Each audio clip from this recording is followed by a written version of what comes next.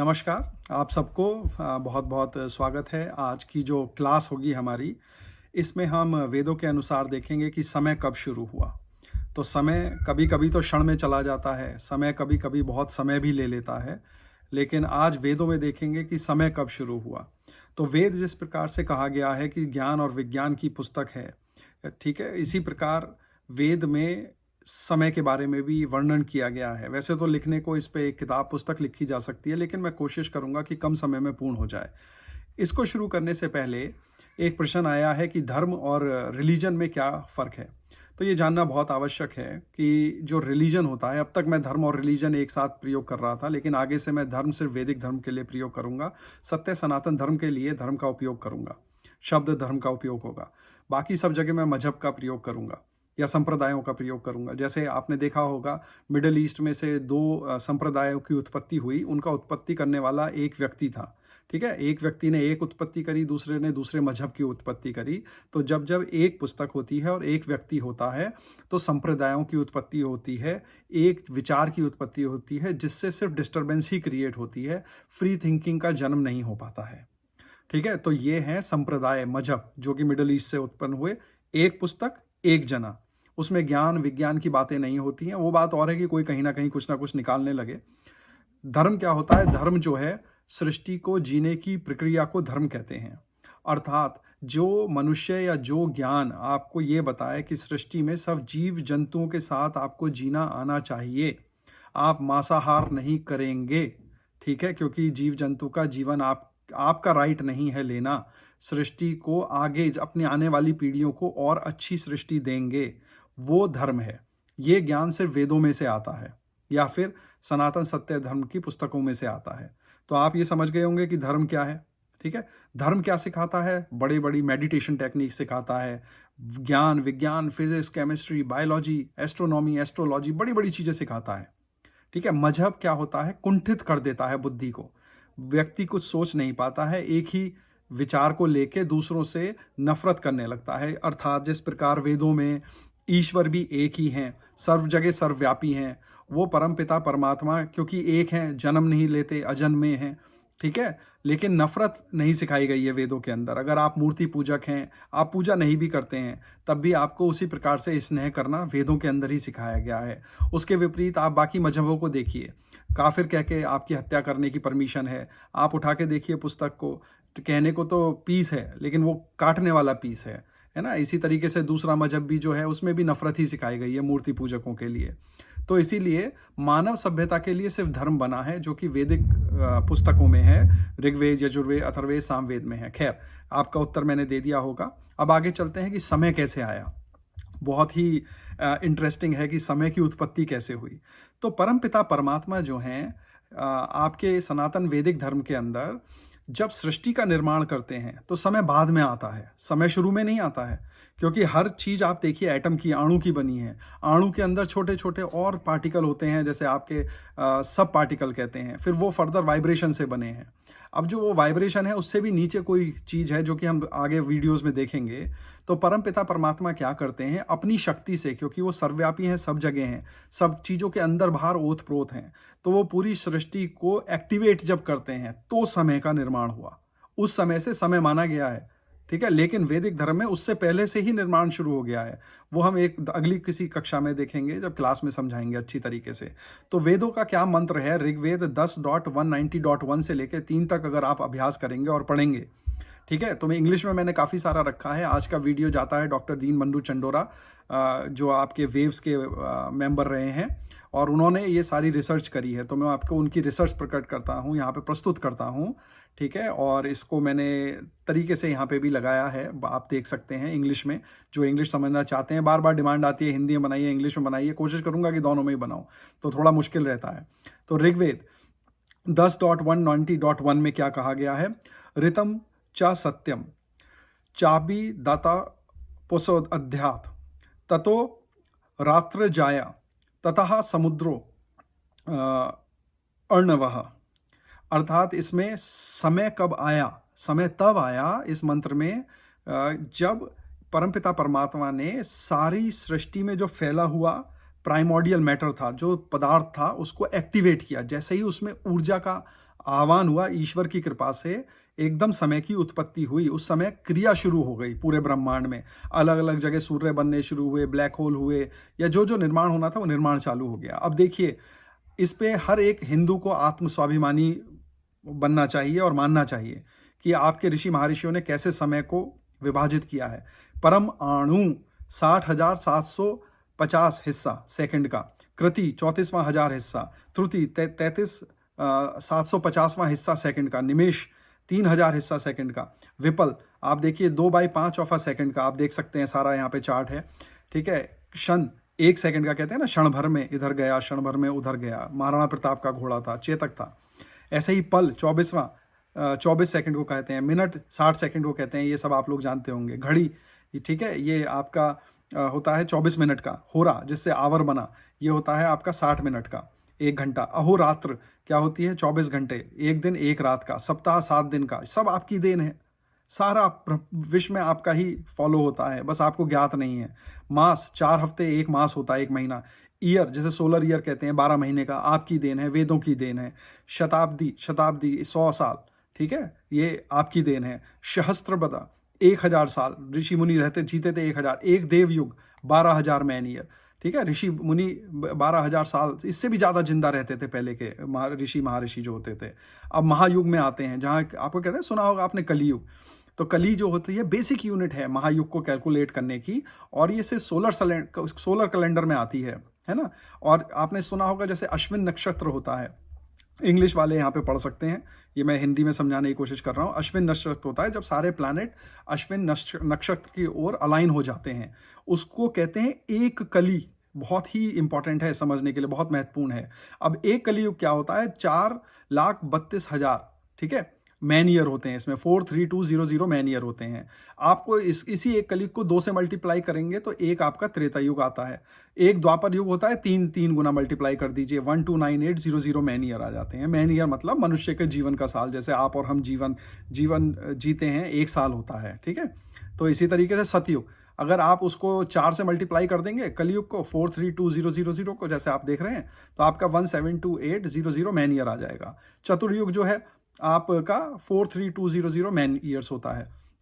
अब चतुर्युग कैसे निकाला, आप समेशन कर दीजिए, सबको प्लस कर दीजिए, तो आपका चतुर्युग आ जाएगा। मतलब आपने 1 कलियुग प्लस 1 त्रेता युग प्लस 1 द्वापर युग प्लस सतयुग, एक आपका चतुर्युग आ गया। अब मानव अवतार क्या होते हैं, एक मानव अवतार में 71 चतुर्युग होते हैं, विच इज इक्वलेंट टू, आप मल्टीप्लाई करिए, पिछला टेबल देखिए, और इस वीडियो को मल्टीपल टाइम्स देखिएगा, समझिएगा, पॉज करके देखिएगा, क्योंकि पूरी गणित है ना। तो जो इतनी बड़ी गणित कर सकते हैं वो कितने बड़े विद्वान रहे होंगे उसमें। तो अब इसमें क्या है, आपका 3067200 सोलर ईयर आ गए। ये समय बहुत इंपॉर्टेंट है।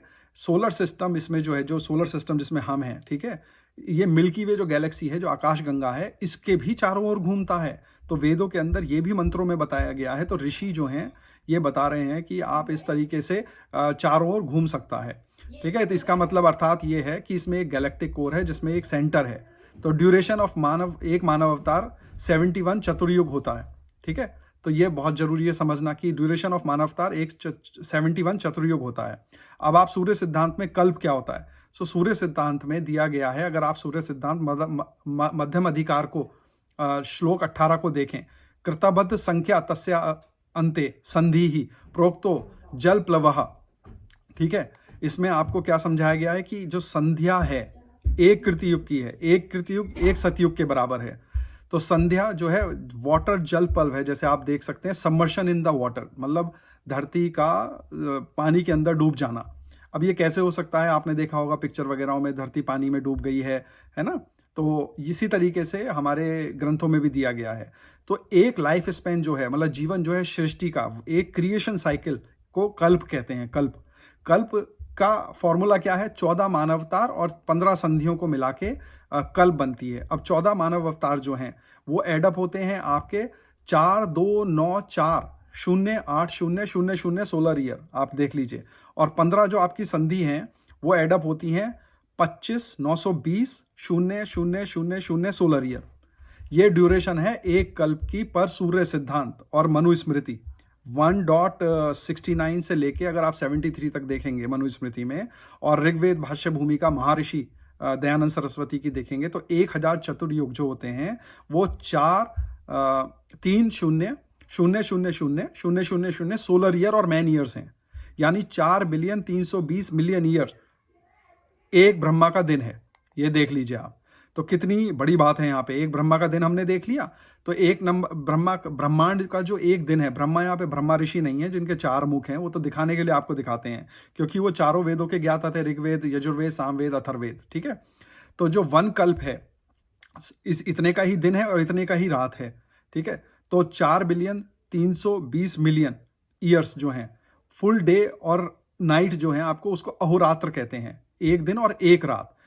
ये सेम है 2 कल्प के बराबर, यानी 8.64 बिलियन ईयर हो गया। अगर आप इसे 2 से मल्टीप्लाई कर देंगे, अगर आप ब्रह्मांड का एक दिन जो हमारा गणित के हिसाब से आया 4,320,000,000 ईयर, 2 से मल्टीप्लाई करेंगे तो दिन और रात दोनों के कॉम्बिनेशन आ गया। तो एक साल ब्रह्मांड का कैसे निकालेंगे आप? 365 से मल्टीप्लाई कर देंगे, वो आता है आपका 3.5 ट्रिलियन ईयर। सो जो पहले 50 साल हैं, ठीक है, वो होते हैं 1.57 ट्रिलियन ईयर, और नेक्स्ट 50 साल जो ब्रह्मांड के हैं वो भी 1.57 ट्रिलियन ईयर ही होंगे, क्योंकि 100 का आपने पूरा 100 का वो लिया आपने, ठीक है, कि भाई 100 साल निकाले तो एक युग 100 साल का होता है। तो पूरा कंप्लीट साइकिल यूनिवर्स की जो है वो कितने में होगी? 315 ट्रिलियन ईयर में। अब ये जहाँ पे जो आप नंबर्स देख रहे हैं ये सब अमेरिकन उसमें है नंबर्स, ठीक है, अमेरिकन स्टैंडर्ड में है। जैसे आपका बिलियन हो गया तो आपका 1,000,000,000,000 ऐसी ट्रिलियन हो गया। 1 4 बार अगर आप लिखेंगे 00 तो वो आपका ट्रिलियन बन जाएगा। ये आपके समझने के लिए है। अब आप इस चार्ट में देखिए, इसमें क्या है, करंट जो कॉमन कैलेंडर ईयर है, तो यहाँ पे 2018 है, आप इसको 2020 कर दीजिए। ये इतने साल पास हो चुके हैं सृष्टि को, ठीक है। अब इसमें एक चार्ट में छोटे में समझाया गया है कि वेदों के अनुसार 1.79 बिलियन ईयर एगो धरती को 360 दिन लगते थे, ठीक है, अपने सर्कल घूमने में, ठीक है। इसीलिए सर्किल को 360 डिग्री का आज भी आप पढ़ते हैं, कहीं पे आपको कोई इसका लॉजिक नहीं बता सकता, क्योंकि सर्किल 360 डिग्री वेदों के अनुसार आया, क्योंकि सृष्टि शुरू में 360 दिन ही लेती थी, ठीक है, 365 दिन नहीं लेती थी। 365 दिन तो अब हमारी धरती लेती है सूर्य के चारों ओर घूमने में, 5 घंटे और आपके 48 मिनट और 47 सेकंड्स लेती है, ठीक है। चारों युग जो हैं एक चतुर्युग या महायुग बनाते हैं, वो हमने देख लिया किस तरीके से। एक महायुग होता है 4-3-2-0-0-0 आप देख सकते हैं। इसी तरह सारे के सारे जो प्लैनेट हैं वो अश्विन कॉन्स्टलेशन की ओर अलाइन होते हैं, ठीक है। आपने देखा कि द्वापर जो है 2 कलियुग के बराबर होता है, आपका त्रेता 3 के होता है, सतयुग जो है आपका 4 के होता है। ऐसे ही एक मानव अवतार एक revolution of solar system Galaxy के अराउंड होता है, मिल्की वे गैलेक्सी के, ठीक है। वो होता है आपका 308,448,000 ईयर्स, ठीक है। इसी तरह आपने देखा कि जो एक कल्प है, मतलब रोटेशन ऑफ जो आपकी जो मिल्की वे गैलेक्सी है around super central galactic region. तो सोचिए जो आपकी जो आकाशगंगा है, जो हमारा पूरा ब्रह्मांड है, जो उसमें भी एक कोर है, उसके अराउंड जब वो मूव करती है, घूमती है, तो उसको कहते हैं एक कल्प, जो कि 1000 चतुर्युग होता है, या एक दिन ऑफ ब्रह्मा होता है 4.2 बिलियन ईयर्स में, ठीक है। ये कैलकुलेशन जो प्रोसेस समराइज की है, इसको फिर से आप देखें अगर टेबल 3 में, तो इसमें एक चतुर्युग हो गया 4,320,000 ईयर्स का, जो कि करंट 7वां मानवतार है आपका, वैश्वत मानवतार, ठीक है। 6 निकल चुके हैं अब तक इस तरीके से। तो सूर्य सिद्धांत के अनुसार जो आपकी ट्रांजिशन होता है, ट्वाइलाइट जो टाइम है बिटवीन 2 मानवतार के बीच में, ठीक है, वो जल से भर जाता है, पूरा सृष्टि जल में सबमर्ज हो जाती है, डूब जाती है, ठीक है। और एक मानवतार जो है आपका 71 चतुर्युग है, ठीक है, which is equal to 306,720,000 solar year. 6 मानवतार क्या होंगे? 1,840,320,000 सोलर ईयर, ठीक है। तो करंट ब्रह्मांड है उसमें 27 साइकिल जो है महायुग की, या वैश्वस्वता मानवतार जो है आपका 1 साइकिल जो महायुग की है 4,320,000 सोलर ईयर। ऐसे ही 27 चतुर्युग पास हो चुके हैं अब तक, जो आपके निकल के आते हैं 116 और 640,000 सोलर ईयर। 28वीं साइकिल जो चतुर्युग जो है आपकी वैश्वस्त मानवतार की है, वो करंट है जो अभी चल रही है, ठीक है। इस तरीके से 3,88,800 सोलर ईयर पास हो चुके हैं। करंट जो सृष्टि है क्रिएशन की वो 28वीं मानव तार है, वेवस्वत मानव तार है। द ईयर जो पास हुआ है इट्स अ द्वापर युग। अगर आप उसमें ऐड करेंगे आपके 6 मानव तार प्लस 27 चतुर्युग प्लस द्वापर युग, तो आपका टोटल निकल के आएगा 196। आप देख सकते हैं 084800 सोलर ईयर। ठीक है, तो जो करंट कलयुग है वो 5118 ईयर ओल्ड है।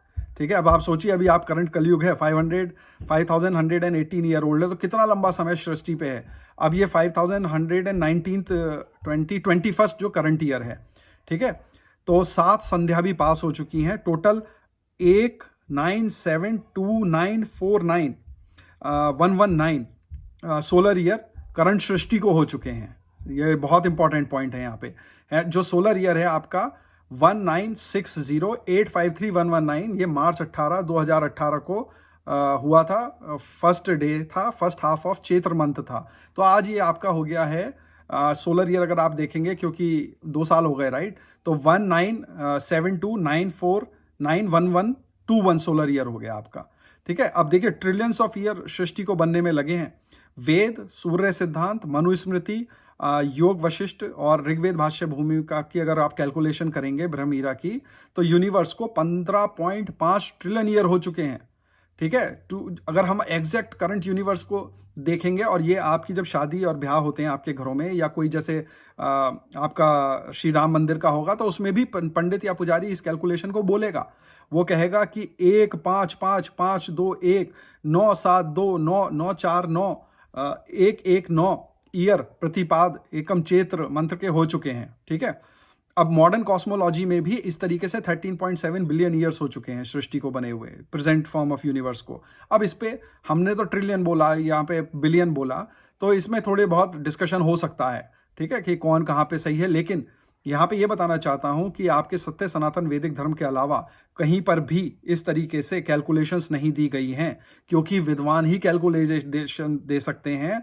जो कुड़ बुद्धि होते हैं, जो गंवार होते हैं, वो सिर्फ हत्या, जीव हत्या ही दे सकते हैं। ठीक है, इसी प्रकार से हमेशा याद रखिएगा, धार्मिक व्यक्ति वो है, सबसे बड़ा पाप सत्य सनातन वैदिक धर्म में है मांसाहार करना। अगर कोई भी मीट खाता है उससे बड़ा पापी कोई नहीं है। ये सत्य सनातन वैदिक धर्म में है, इस पे अलग हम वीडियो बनाएंगे। ठीक है, अब आप फिर से देखिए इस टेबल को। इस टेबल के अंदर आप देख सकते हैं कि ब्रह्मांड जो है कब बना, 155 521 972 949 119, इतने ईयर्स, इतने ट्रिलियन ईयर पहले आपका ये ब्रह्मांड बना। ठीक है, करंट कल्प क्या है, जो कल्प हमने आपको पहले भी समझाया था, 51st कल्प चल रहा है ये। करंट 7th मानव तार है ये। ठीक है, वेश्वस मानव तारा चल रहा है। सृष्टि ईरा, सृष्टि ईरा क्या कहते हैं, अपीयरेंस ऑफ बायोलॉजिकल लाइफ। तो जब बायोलॉजिकल लाइफ आई वो कितने साल पहले आई, वो आई 1972949119119 ईयर्स पहले आई। तो आप देख सकते हैं कि सृष्टि का बनना कितना पहले था और बायोलॉजिकल लाइफ का आना कितना लेट था। ठीक है, वो तो अभी कुछ समय पहले आई। ऐसा ये देखिए, सृष्टि बहुत पहले शुरू हो गई थी। करंट जो 28 साइकिल है वो चतुर्युग की है। कलयुग को अभी सिर्फ 5119 ईयर हुए हैं, तो आपके पास बहुत लंबा समय है, आप लाखों करोड़ों जीवन जी सकते हैं। विक्रम ईरा 2077 चल रहा है ना, इस पे आपका 75 ईयर्स है। ठीक है, करंट क्रिश्चियन ईरा आपका 2018 है, क्योंकि ये 2018 में टेबल बना था, आज 2020 है। ठीक है, अब हम देखते हैं, कंपैरिजन करते हैं बाकी सारी सभ्यताओं से। तो ये बहुत ही आत्मस्वाभिमान का समय है, आप लोगों के लिए खुश होने का समय है। इसको जितना शेयर करिए, बेल आइकन दबाइए, सब्सक्राइब करिए चैनल को, और लोगों को बताइए, जिससे कि इंग्लिश वाले इंग्लिश पढ़ सकें और हिंदी वाले इसे सुन सकें। तो ब्रह्मांड उत्पत्ति जो कॉस्मिक क्रिएशन है वो हुआ 155521972949119 ईयर्स, मतलब 15.5 ट्रिलियन ईयर। लाइफ इमर्ज कब हुई, 19608531119 ईयर्स पहले। चीन में चाइनीज ईरा क्या होता है, 96 मिलियन ईयर्स का है उनके हिसाब से। फिर आपका एक आता है हिटी ईरा आता है। ठीक है, तो वो हिटाइट ईरा जो होता है 88 मिलियन ईयर्स का है। फिर आपका चाल्डियन ईरा आता है, वो 20 मिलियन ईयर्स का है। फिर आपका ओल्ड पर्शियन, जो पर्शियन है, जैसे पर्शियन किंग कहते हैं, भाई बहुत बड़ी सभ्यता थी, उनका तो सिर्फ 189,995,000 ईयर्स है। फोनिक ईरा है आपका 30,000 ईयर्स है। इजिप्शियन ईरा है सिर्फ 28,000 ईयर्स है। ओल्ड टर्किश ईरा है 7,622 ईयर्स है। ठीक है, ईरानियन है 6000 है, जूइश है 5000 है, न्यू चाइनीज़ है 4300 है, न्यू टर्किश ईरा है 4305 साल का है, ग्रीक 3500 का, रोमन है 2764 का। भाई रोमन और ग्रीक ने क्या दे दिया है, आप ये बताइए। हमारी तो इतना पुराना इतिहास है, वेद इतने बड़े बड़े ग्रंथ हैं, अरे ये तो कॉपी पेस्ट कर दिया। आप मेरी पुस्तक देखिए, मैंने फॉरवर्ड करी है, एक बुक है इंडिया इन ग्रीस, आप देख के हैरान रह जाएंगे कि कैसे कैसे कॉपी किया है। और रही बात ये जो संप्रदाय मिडिल ईस्ट से जो निकले हैं, जिनमें से एक आतंकवादी संप्रदाय भी है, ठीक है, जिहादिक मानसिकता का है, इनकी तो देन ही कुछ नहीं है, ठीक है, इनकी देन है सिर्फ विनाश करना और खुद भी अपने पे विनाश लाना। इसी के साथ मैं इस वीडियो का अंत करता हूं। बहुत बहुत धन्यवाद। अगले वीडियो में हम देखेंगे कालगणना के बाद कि कैसे 8वां 9वां 10वां और 11वां ग्रह हमारे सूर्य द्वारा बना, कैसे उत्पन्न हुआ। बड़ा इंटरेस्टिंग होगा। तो आप लोग सब्सक्राइब करिए, बेल आइकन दबाइए, वीडियो को ज़्यादा से ज़्यादा शेयर करिए। आप लोगों का बहुत बहुत धन्यवाद। नमस्ते।